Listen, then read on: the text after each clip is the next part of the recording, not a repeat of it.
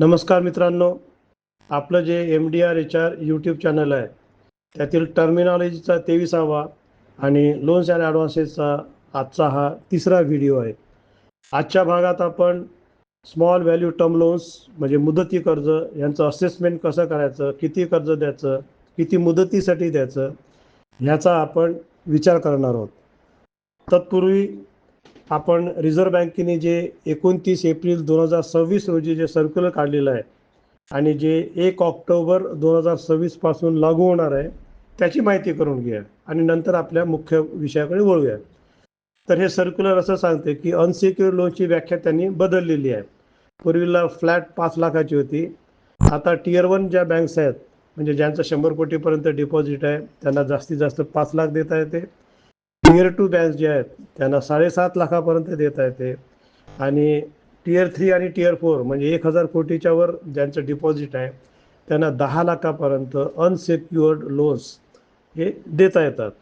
ही limit बदलली आहे, ही आपण लक्षात घेऊया. कारण या सर्क्युलरनंतर बँक्स आपल्या क्रेडिट पॉलिसीमध्ये अंतर्भूत करतील चेंजेस. त्याचप्रमाणे हे अनसिक्युअर्ड लोन्स किती असावे हे देखील रिझर्व्ह बँकेने सांगितलेलं आहे. ते जास्तीत जास्त लोन्स अँड ॲडव्हान्सेस जे आहेत 31 मार्चला त्याच्या 20% जास्ती नसावेत. आणि ज्या बँका eligibility criteria for business administration म्हणजे ECBA ह्या पूर्ण करतात, त्यांना प्रायोरिटी सेक्टरचे जे ॲडव्हान्सेस आहेत 50,000पर्यंत ह्या 20% जास्ती देऊ शकतील. आपल्या दृष्टिकोनातून सगळ्यात महत्त्वाचा जे बदल आहे तो असा आहे की रिझर्व्ह बँक ऑफ इंडियाने सर्क्युलरमध्ये क्लिअर कट दिलेले आहे की जे सॅलरी लोन्स आहेत, पगारदार व्यक्तींना, चाकरमान्यांना आपण जे कर्ज देतो आणि ज्यामध्ये एम्प्लॉयर डिडक्शन करून देतो आपला EMI, ते सेक्युअर्ड धरल्या जातील, ते अनसेक्युअर्ड धरल्या जाणार नाहीत. हा बदल आपण लक्षात घेऊया आणि आपण आपल्या मुख्य विषयाकडे वळूया. आता पर्पज म्हणजे हे कशासाठी देण्यात येऊ शकते. आपण वेगवेगळ्या कारणासाठी आपल्याला हे छोटे कर्ज देता येतात. पर्सनल लोन म्हणजे वैयक्तिक कर्ज, दुसरं एखादं व्हेकल परचेस करायचं, स्कूटर परचेस करायचे वगैरे. तिसरं सोलार, आपल्या जी स्कीम आहे ती आपल्या घराच्या वर बसवायची आहे, 3 किंवा 5 वॅटची, किलोवॅटची, तर ती आपल्याला घेता येते.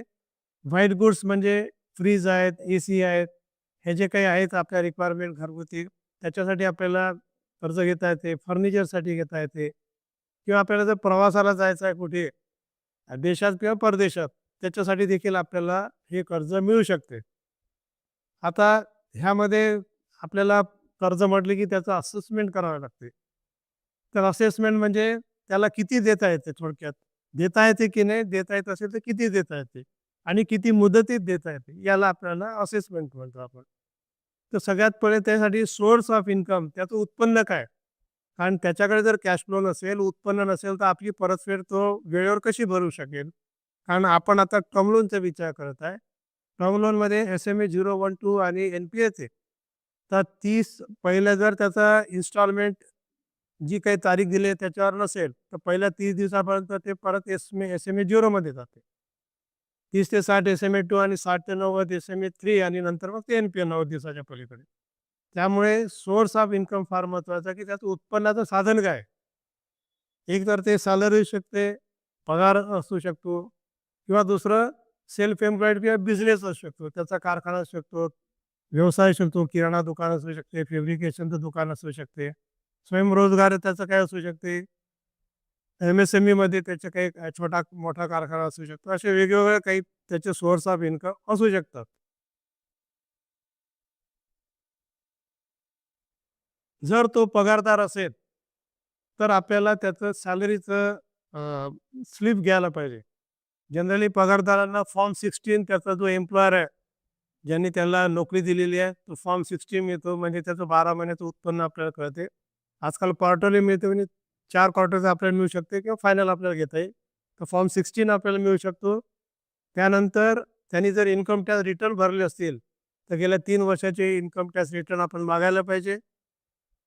त्या इन्कम टॅक्स रिटर्नमध्ये फक्त काय भरलं ते नाही, की त्याचं कॉम्प्युटेशन ऑफ इन्कम, म्हणजे त्याचं एकूण उत्पन्न किती, त्याला एक्झाम्पशन्स किती मिळाले, त्याचे इन्व्हेस्टमेंट कुठे केले, आणि टॅक्सेबल इन्कम किती आहे आणि त्याच्यावर त्यांनी किती टॅक्स भरला, that is called as computation of income. परत एकदा सांगतो, आय-टी रिटर्न आणि कॉम्प्युटेशन ऑफ इन्कम हे थोडे वेगळे आहेत. थोडा फरक आहे.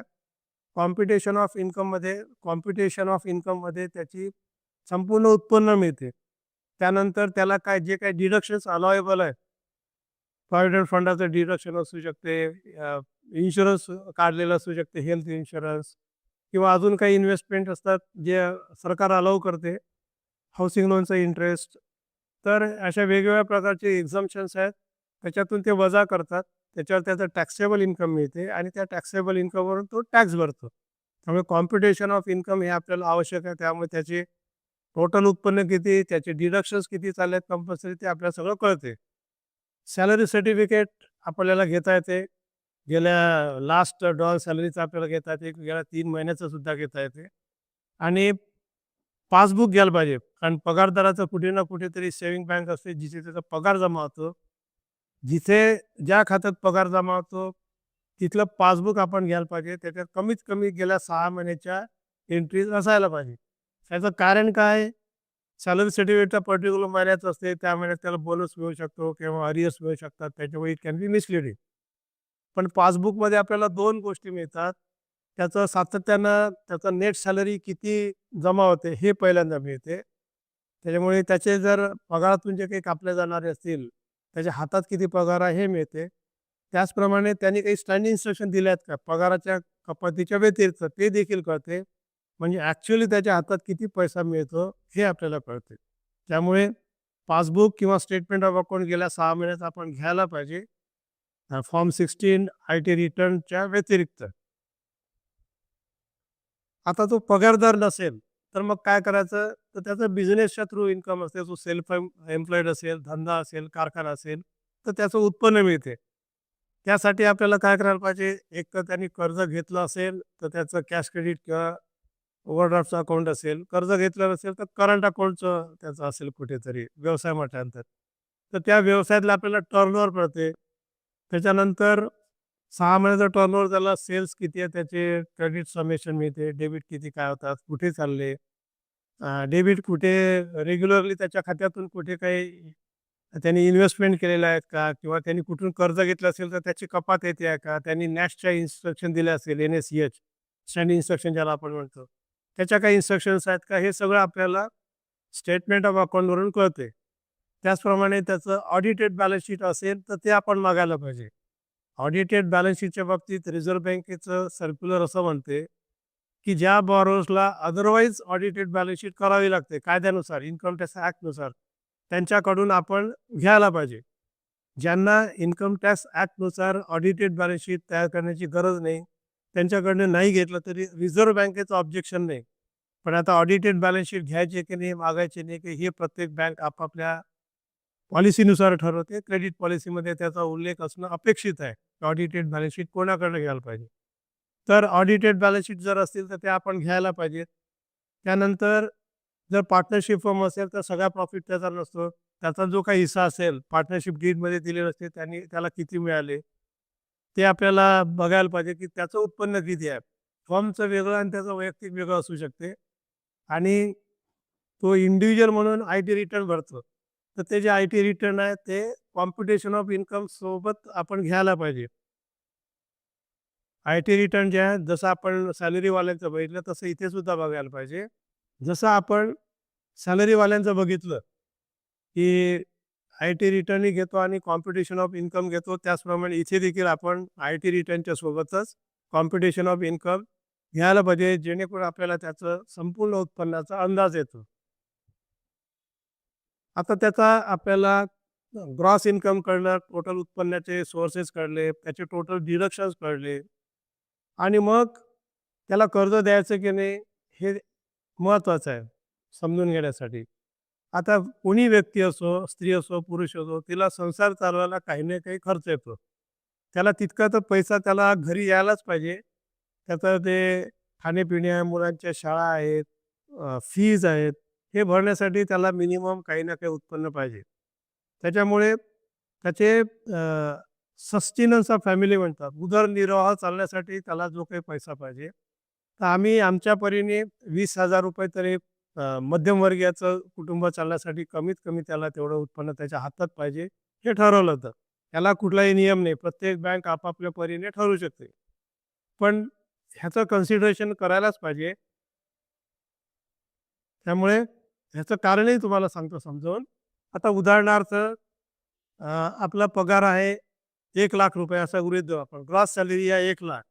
त्याचं पी-एफ, ग्रॅच्युटी, त्यानंतर इतर काय डिडक्शन्स असतील त्याचे, ते सगळे धरून त्याचं जर उत्पन्न असेल 70,000, त्यानंतर त्यांनी जर हाऊसिंग लोन घेतलं असेल, त्याचे काही एक्स्ट्रा सेक्शन वेगळे असतील, तर 20,000 चा हप्ता असेल, तर त्याचं उत्पन्न हातात पडणारं आहे उत्पन्न 50,000.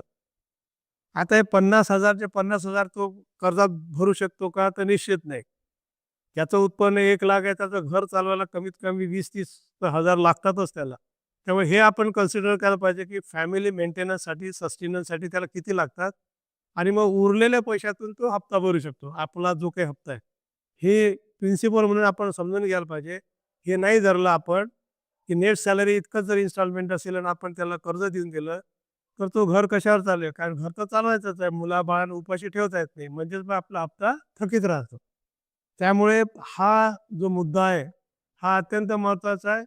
Required for sustenance of family, उदरनिर्वाह करण्यासाठी जो काही पैसा लागतो तो आपण वेगळा काढायचा आणि नेट उत्पन्नातून उदरनिर्वाहाचा पैसा जो लागतो तो, त्याच्यानंतर उरलेल्या पैशातूनच तो आपल्या जो काही कर्ज दिलेला आहे, टर्म लोन दिलेला आहे, मुदती कर्ज दिलेला आहे, त्याच्या हप्त्याची जो परतफेड करू शकतो, हे आपण लक्षात घ्यायला पाहिजे. मध्यम वर्गासाठी मी 20,000 ची लिमिट ठेवली होती सस्टेनन्ससाठी. ही माझ्या बँकेत मी ठरवली होती. त्याला कुठलाही आधार नाही. त्याला लॉजिक आहे. मध्यमवर्गीयांना साधारणतः या महागाईच्या काळात 20,000 तरी लागतात. ठीक आहे. पण ही प्रत्येक बँकेची पॉलिसी वेगळी असू शकते. आपल्या बँकेची पॉलिसी काय आहे, आपण आपली जी क्रेडिट पॉलिसी किंवा लोन पॉलिसी आहे, त्यामध्ये आपण रेफर करायला पाहिजे. कन्सिडरेशन्स काय काय तर आपण गृहीत धरायला पाहिजे जेव्हा आपण कर्जाचा अमाऊंट ठरवतो आणि रिपेमेंट ठरवतो. तर पहिला आहे की जे आपण कर्ज प्रकरण करत आहे, त्याचा जो काही इन्स्टॉलमेंट आहे तो त्याला भरता येईल की नाही, नुसतं आधीचे नाही. आपण आज जे कर्ज देऊन राहिलो, मंजूर करून राहिलो, त्याचा जो इन्स्टॉलमेंट आहे, त्याची परतफेड करण्याची त्याची क्षमता आहे की नाही, हे आपण बघायला पाहिजे. त्यानंतर त्याच्या घरात फॅमिली मेडिकल एक्सपेंडिचर काही आहेत का? म्हणजे एखाद्याच्या घरात जर त्याची आईला समजा कॅन्सर झाला असेल, पॅरालिसिस झाला असेल, तर हे खर्च त्याला करावेच लागतात. ती त्याची नैतिक जबाबदारी आहे, सामाजिक बांधिलकी आहे. आपल्या आईच्या प्रती प्रेमापोटी त्याला तो खर्च करावाच लागेल. पण तो खर्च करताना आपलं कर्ज थकीत होईल का? हे सुद्धा आपण बँकर म्हणून विचार करायलाच पाहिजे. कारण आपला पैसा हा आपला नाही आहे, आपल्या डिपॉझिटचा पैसा आहे. त्यामुळे त्याच्याकडे जर काही रेग्युलर बेसिसवर फॅमिली एक्सपेंडिचर असेल on account of medical expenses, ते आपण कन्सिडर केलं पाहिजे. कारण बी-पी, डायबिटीजवरच्या गोळ्या हे धरू नका. पण मेजर जे आहेत, की एखाद्या व्यक्तीला डायलिसिस रेग्युलर करावं लागते, एखाद्याला पॅरालिसिस झाला त्याची ट्रीटमेंट आहे, फिजिओथेरपीचा रेग्युलर खर्च आहे, ॲक्सिडेंट झाला, ह्या टाईपचे जे काही खर्च आहेत, हे आपण गृहीत धरायला पाहिजे, की याच्यात त्याचा काही ना काही पैसा जातो आणि ते सोडून त्याचं काय उत्पन्न हे आपण लक्षात घ्यायला पाहिजे. त्याचं जे उत्पन्न आहे ते स्टेडी असायला पाहिजे. याचा अर्थ काय? मधातच एखाद्या वेळेस त्याला काही बोनस मिळाला, काही जुने अरियर्स मिळाले, तर ते उत्पन्न धरू नये. रेग्युलर त्याचं काय उत्पन्न आहे, कारण आपली जी परतफेड आहे ती त्याला 3-5 वर्षात करावं लागते. तर रेग्युलर उत्पन्न असेल तरच त्याच्यातून ते होईल.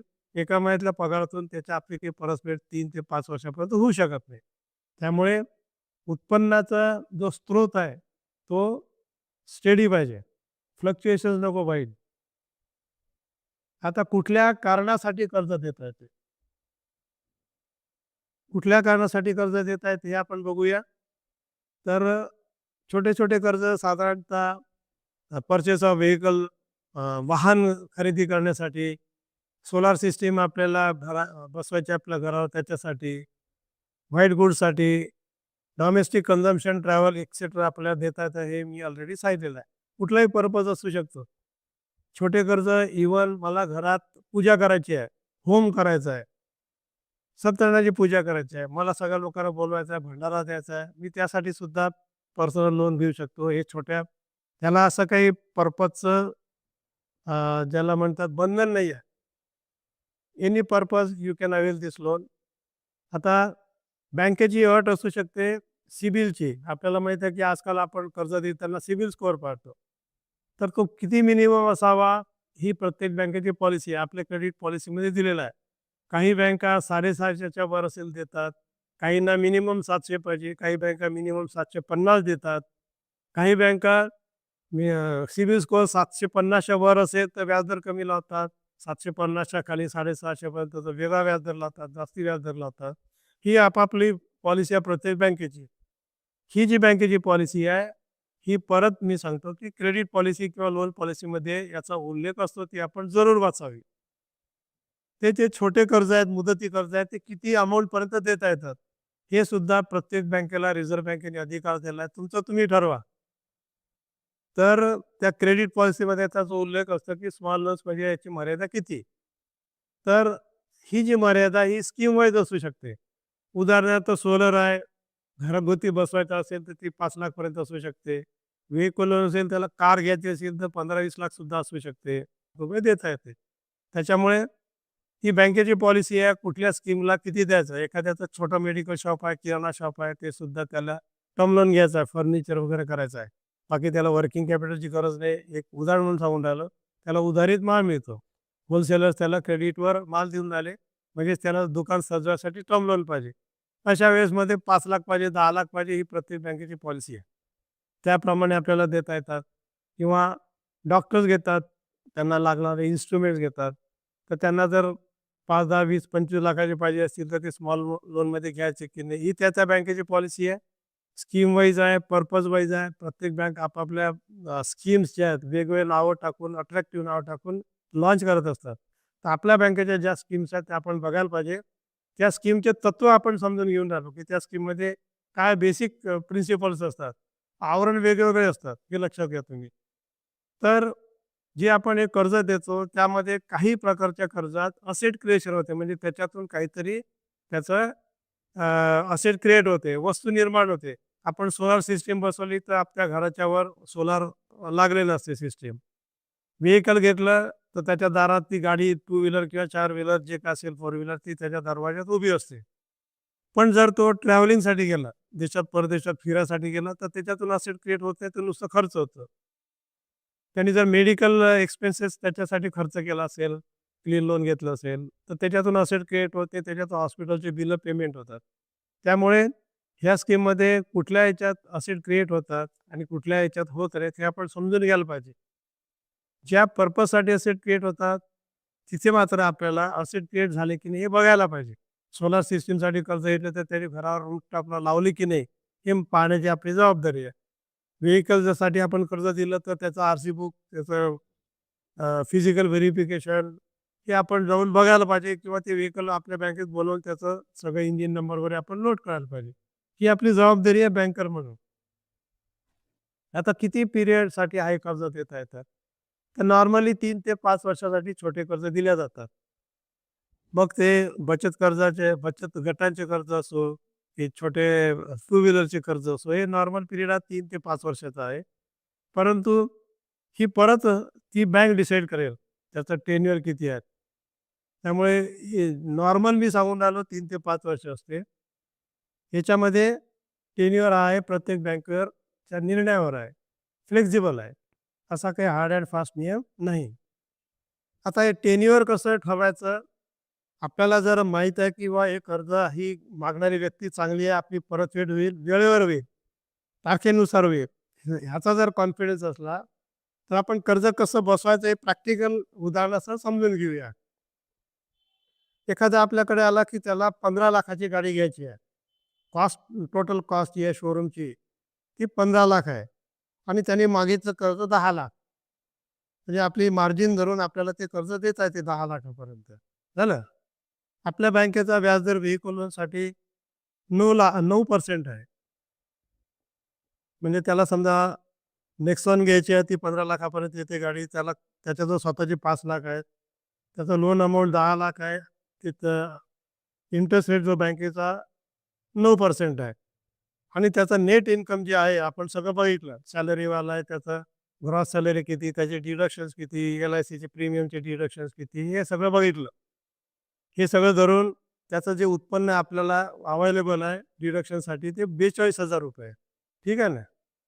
आता आपण जेव्हा 9% 4 वर्षाचा रिपेमेंट ठरवलं, तर त्याचा EMI आहे ते 25,000 आणि 5 वर्षासाठी जर आपण मुदत ठरवली, टेन्युअर ज्याला म्हणतो आपण, त्याचा EMI आहे ते 21,000. आता मगाशी मी काय सांगितलं किंवा मी ठरवलं तर किंवा मिनिमम त्याला घरात पैसे किती पाहिजेत? 20,000 तरी त्याच्याकडे असायला पाहिजेत. कारण इतकं उत्पन्न असलेल्या व्यक्तीला घर चालवायसाठी ज्याला म्हणतो आपण 20,000 तर कमीत कमी पाहिजेतच पाहिजे या मागेच्या दिवसात. मग आता जर आपण 4 वर्षाचा जर टेन्युअर ठेवला, तर EMI 25,000 वजा केले तर त्याला किती मिळतील? 17,000. त्याचं घर चालणं मुश्किल आहे. म्हणजे आपला हप्ता थकीत होण्याची शक्यता खूप जास्त आहे. आणि तोच आपण जर टेन्युअर वाढवून दिला, तर त्याचा हप्ता 21 होतो. म्हणजे त्याच्या हातात किती राहतात? 21,000. म्हणजे त्याचं घर तो काही अडचण न येता नॉर्मल परिस्थितीमध्ये चालवू शकतो. म्हणजे हे अकाउंट आपलं रेग्युलर राहण्याची शक्यता जास्त आहे. हे आपण ठरवलं पाहिजे. टेन्युअर जेव्हा आपण बघतो, तेव्हा आपण काय बघायला पाहिजे? त्याचं जे नेट इन्कम आहे, after all deductions, present EMI किती आहे? तो तो कापल्यानंतर त्याच्या हातात साधारणतः 20,000 तरी राहायला पाहिजे. हे आपल्या क्रेडिट पॉलिसीमध्ये 20,000 दिलं असेल तर आपण बघायला पाहिजे. आणि क्रेडिट पॉलिसीमध्ये 15,000 असेल तर त्याप्रमाणे करूया. पण हे गाईडिंग प्रिन्सिपल आहे, की आपल्याला आपला जो काही कर्ज देऊन राहिलो आपण कारसाठी, त्याचा हप्ता कटल्यानंतर त्याच्याकडे घर चालवायसाठी काही ना काही पैसा शिल्लक असायला पाहिजे. तो किती? हे आपल्या क्रेडिट पॉलिसीने डिफाईन केलं असेल 15,000 20,000 ते आपण लक्षात ठेवून हप्ता ठरवायला पाहिजे. आणि हप्ता ठरवण्यासाठी टेन्युअर फार महत्त्वाचा. टेन्युअर वाढवला तर हप्ता कमी येतो. म्हणजे ते कर्ज बसते. आपल्याला देता येते. कारण हे आपल्याला माहीत आहे की हा बॉरोवर चांगला आहे, आपलं रिपेमेंट चांगलं आहे म्हणून. तर ही फ्लेक्सिबिलिटी आपल्या हातात आहे. हे डिस्क्रिशन आपल्या हातात आहे. हे आपण वापरायला पाहिजे. म्हणजे तत्त्व काय? की चांगलंही केस परत गेलेली पाहिजे, मंजूर व्हायला पाहिजे. आणि त्याचा जर हप्ता जास्ती असेल तर आपण टेन्युअर वाढवू शकतो. त्या स्कीमच्या मॅक्सिमम जे काही लिमिट असेल तोपर्यंत वाढवू शकतो. त्यामुळे हप्ता कमी होतो.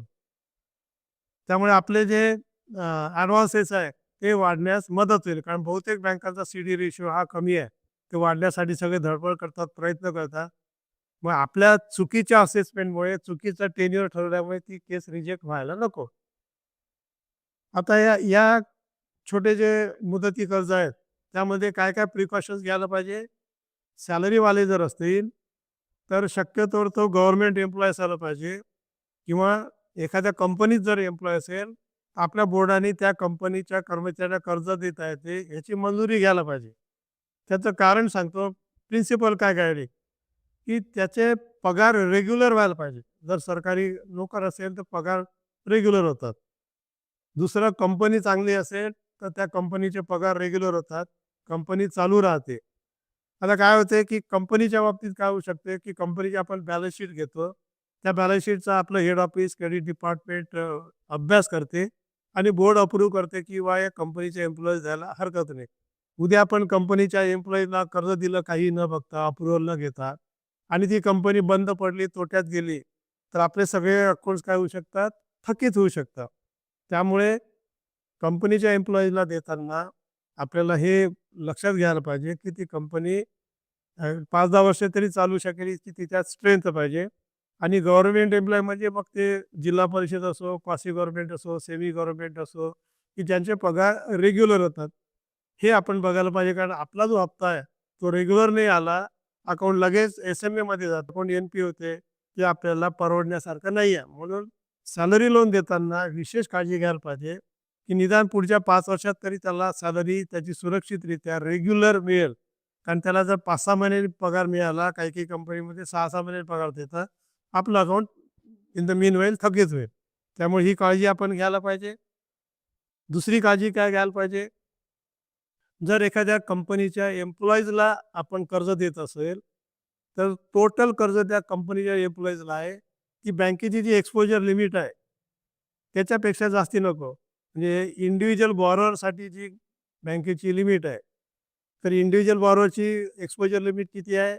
बँकेचं जे कॅपिटल 1 जे आहे त्याच्या 15%. टायर 1 कॅपिटल जे आहे बँकेचं त्याच्या 15% पेक्षा जास्ती आपल्याला देता येत नाही. ती जी लिमिट आहे ती आपल्या क्रेडिट पॉलिसीमध्ये असते, लोन पॉलिसीमध्ये, ती समजून घ्यायला पाहिजे. कारण आपण नाहीतरी बोर्डाकडे जाऊन हे अप्रूव्हल घेतो की ABC कंपनी आहे, तिच्यावर आपण किती एक्सपोजर घ्यायचं, किती रकमेपर्यंत आपल्याला मॅक्सिमम कर्ज देत आहे ते घ्यायचं. त्यामुळे ती जी रिस्क आहे बँकेची ती मर्यादित राहते. नाहीतर खूप मोठं एक्सपोजर घेतलं आणि कंपनी बसली तर बँकेला मोठा झटका बसू शकतो. बँक सॅफमध्ये येऊ शकते, बँक अडचणीत येऊ शकते. त्यामुळे हे महत्त्वाचं आहे की कंपनी अप्रूव्ह करून घ्यायची. त्या कंपनीला किती रुपयेपर्यंत कर्ज देता येऊ शकते हे सुद्धा आपण बोर्डाकडनं अप्रूव्ह करून घ्यायला पाहिजे आणि आपण तो रेकॉर्ड ठेवायला पाहिजे. त्या कंपनीच्या एम्प्लॉईला outstanding balance at a time किती आहे की which should not exceed tier 1 capital. त्याचप्रमाणे पासबुक आणि स्टेटमेंट ऑफ अकाउंट बघायला पाहिजे. कारण स्टेटमेंट ऑफ अकाउंटमध्ये गेल्या 6 महिन्याचं जर रेकॉर्ड पाहिलं तर त्याचे रेग्युलर पगार येतात की नाही हे आपल्याला कळेल. मधूनच येतात, 2-3 महिन्यातून एकदा येतात. एखाद्या महिन्यात जास्ती पगार मिळाला, बोनस हे सगळं आपल्याला कळते. त्यामुळे स्टेटमेंट ऑफ अकाउंट लेटेस्ट 6 महिन्याचा आपण निश्चित बघायला पाहिजे. तो नोकरीवर आहे की नाही हे सुद्धा कळते आपल्याला, त्याला पगार मिळू आहे की नाही. किंवा काही केसमध्ये तो लॉस ऑफ पेवर जातो. खूप इरेग्युलर असतो. त्याला कंपनी हाकलून देण्याच्या तयारीत असते. अशा वेळेस सुद्धा हे आपल्या लक्षात येते की याचा पगार जर अर्धवट येऊन राहिला म्हणजे हा सुट्टीवर जातो, याला कंपनी ॲक्शन घेऊ शकते डिसिप्लिनरी, याची नोकरीसुद्धा जाऊ शकते. त्यामुळे लास्ट 6 महिन्याचं स्टेटमेंट ऑफ अकाउंट किंवा पासबुक पाहणं अत्यंत गरजेचं आहे. जेव्हा आपण सँक्शन तिकीट देतो, त्यावेळेस सगळ्या टर्म्स अँड कंडिशन्स ह्या त्याच्यात लिहिल्या पाहिजेत. त्या टर्म्स अँड कंडिशन्स साधारणतः त्याचं रक्कम किती आहे, लोन अमाउंट किती आहे, त्याची परतफेड किती आहे, जर मोरॅटोरियम पिरियड असेल किंवा परतफेड काही मुदतीनंतर सुरू होत असेल, तर ती किती आहे. उदाहरणार्थ आपण डॉक्टरला मशिनरीसाठी दिली. ती मशीन जर 3 महिन्यांनी येत असेल त्यांच्याकडे, तर आपला हप्ता आपण 4थ्या महिन्यापासून सुरू करतो आणि 3 महिन्याचा जो पहिला 3 पिरियड आहे, त्याला आपण मोरॅटोरियम म्हणतो आणि जनरली आपण त्या पहिल्या 3 महिन्याचं फक्त व्याज घेतो. तर त्याची मुदत किती, व्याजदर किती हे आपण त्यामध्ये देतो. कुठलं असेट घेण्यासाठी पर्पज ऑफ लोन त्यामध्ये सँक्शन तिकीटमध्ये की या पर्पजसाठी आपण लोन देतो आणि ज्या पर्पजसाठी आपण मंजूर केलं त्या पर्पजसाठी त्याचा विनियोग व्हायला पाहिजे. End use of funds. आणि त्यामुळे त्याचे जे डॉक्युमेंट्स आहेत ते त्या दृष्टिकोनातून आपल्याला घ्यायला पाहिजे. सँक्शन टर्म्स अँड कंडिशन्समध्ये आपण गॅरंटरची नावं देतो, त्यांचं नेटवर्क बघतो. तर ह्या सगळ्या सँक्शन तिकीटची एक कॉपी आपण बॉरोवरला देतो. आपल्या सँक्शन तिकीटवर आपण लिहून घेतो, accepted all terms and conditions, आणि बॉरोवर आणि गॅरंटरच्या आपण सह्या घेतो. तर डॉक्युमेंट जनरली काय असतात, एक DPN असते, ॲग्रीमेंट असते, टर्म लोन ॲग्रीमेंट असते. गॅरंटर जेव्हा घेतो आपण तेव्हा गॅरंटी ॲग्रीमेंट घेतो आपण वेगळं. त्यानंतर त्यांनी जर वस्तू खरेदी करत असेल तर त्या बिल्स ज्या आहेत त्याने पे केलेल्या आहे, त्याचं आपण आपल्या रेकॉर्डला ठेवतो. पेमेंट त्यांनी जे केलेलं आहे त्या बिल्स आपण आपल्याकडे ठेवतो.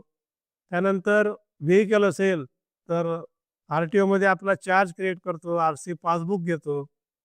आणि जर ते क्लीन लोन असेल तर बाकी काही आपल्याला घेण्याची काही आवश्यकता नाही आहे. जर आपण मेडिकल एक्सपेन्सेससाठी जर कर्ज दिलं असेल तर आपण मेडिकलची बिलं हॉस्पिटलच्या सुद्धा मागू शकतो. आणि ह्यामध्ये जे डिस्बर्समेंट करतो आपण, अशा केसमध्ये हॉस्पिटलला डायरेक्ट करावं. फी जर भरण्यासाठी असेल तर त्या शाळा कॉलेजला डायरेक्ट भरावं. व्हेइकल असेल तर त्या डीलरला आपण डायरेक्ट पेमेंट करायला पाहिजे. त्याच्यामुळे काय होते की एंड यूज ऑफ फंड्स आपण कन्फर्म करू शकतो. गॅरंटर्स आणि borrowers should sign documents where required. आपण जे हे डॉक्युमेंट्स घेतो, जिथे बॉरोवरच्या, कर्जदाराच्या किंवा त्याच्या जामीनदाराच्या सह्या घ्यायला पाहिजे, तिथे आपण त्यांच्या पूर्ण सह्या घ्यायला पाहिजे. बरेचदा आपल्या डॉक्युमेंट्समध्ये फिल द ब्लँक असतात, ते आपण हाताने लिहितो, व्याजदर, पिरियड वगैरे.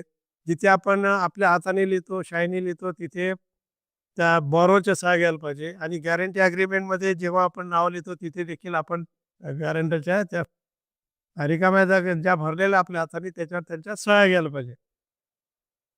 मगाशी सांगितल्याप्रमाणे they should give their acceptance of terms and conditions. Sanction तिकीटवर बॉरोवर आणि गॅरंटरनी लिहून द्यायला पाहिजे की accepted terms and conditions of sanction हे लिहून घ्यायला पाहिजे. मला मंजूर आहेत. ज्या अटीवर हे कर्ज मंजूर झालेलं आहे त्या सगळ्या अटी मला मान्य आहेत. हे आपण त्याच्याकडनं लेखी घ्यायला पाहिजे. फक्त सँक्शन तिकीटवर सही घेतली हे पुरेसं नाही. तो म्हणे माझ्या सह्या घेतल्या, मला मिळाल्याची सही आहे, मला ह्या अटी मान्य नव्हत्या. पुढे कोर्टबाजी त्यामध्ये होऊ शकते, लिटिगेशन होऊ शकते आणि आपला फुकट वेळ वाया जाऊ शकतो. तर गॅरंटर्स कोण घ्यायचे अशा केसमध्ये? प्रत्येक बँकेची पॉलिसी असते की गॅरंटर्स कसे घ्यायची, त्याचं नेटवर्क म्हणजे तो स्वतः जर कर्जात डुबलेला असेल तर अशा गॅरंटरची गॅरंटी घेण्यात अर्थ नाही. किंवा काही बँकामध्ये एक व्यक्ती जास्तीत जास्त 2 किंवा 3 केसेसला गॅरंटर असते, तर ही अट असते. ही अट जर आपल्या ते ऑलरेडी त्यांनी 2 किंवा 3 लोन्सला गॅरंटी घेतली असेल तर तो गॅरंटर आपल्याला चालत नाही. त्याचप्रमाणे शेअर लिंकेज 2.5% 5% किती असावं ही बँकेची अट असते. क्लीन लोन असेल तर आपण 5% घेतो आणि सेक्युअर्ड लोन असेल तर आपण जनरली 2.5% घेतो. कर्ज दिल्यानंतर आपण काय करायला पाहिजे? Post disbursement follow confirm end use of funds. मगाशी सांगितल्याप्रमाणे जर सप्लायरला पेमेंट केलं व्हेकलच्या तर आपण कन्फर्म करून राहिलो आणि तो सप्लायर जो आहे तो ऑथराइज डीलर पाहिजे कंपनीचा, हे लक्षात घ्या. ऑथराइज डीलरलाच पेमेंट केलं पाहिजे. त्याचे जे बिल आहे ते आपण आपल्याकडे ठेवायला पाहिजे. इन्शुरन्स काढलं असेल तर इन्शुरन्सची कॉपी आपल्याकडे ठेवायला पाहिजे. त्या इन्शुरन्सच्या पॉलिसीमध्ये बँक क्लॉज असते. बँक क्लॉज म्हणजे आपल्या बँकेचं नाव तिथे असलं पाहिजे. आणि आपण जेव्हा कर्ज वाटपल्यानंतर इन्स्पेक्शनला जायला पाहिजे. म्हणजे डॉक्टर साहेबांना जर आपण दिलं असेल मशिनीसाठी तर ती मशीन आल्यानंतर एक व्हिजिट द्यायला पाहिजे. मशीन आल्याची खातरजमा करून घ्यायला पाहिजे. व्हेकल असेल तर बँकेला आपण बोलवू शकतो, ते व्हेकल बघू शकतो. ऑटो रिक्षा असेल तर इंजिन नंबर, जिथे RCचं रजिस्ट्रेशन असेल ते सगळं RCचं बुक आपण घेऊ शकतो.